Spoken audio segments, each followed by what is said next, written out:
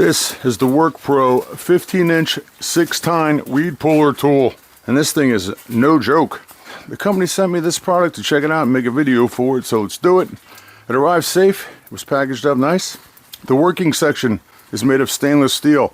The handle is polypropylene with thermoplastic rubber on top, and you get a little thumb grip here, helps you get a good grip on there.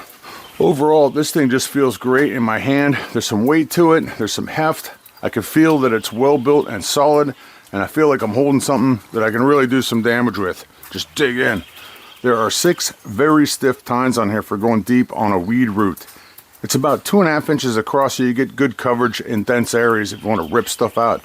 Opposite of the tines is a scraper. These types of scrapers are good for getting moss and dry dirt off of flat surfaces like patios or pavers. This thing's a beast. It's just great for tearing into stuff like large patches of grass growing up in a flower bed. I'm going to use it to clear some of the junk out of these beds before I lay some mulch down this year. It's going to be perfect for that. With these tines, you can just throw the blade down and dig and rip into stuff. The ground is wet here now, but I can tell this is going to work great in the drier soil just because it's so stiff.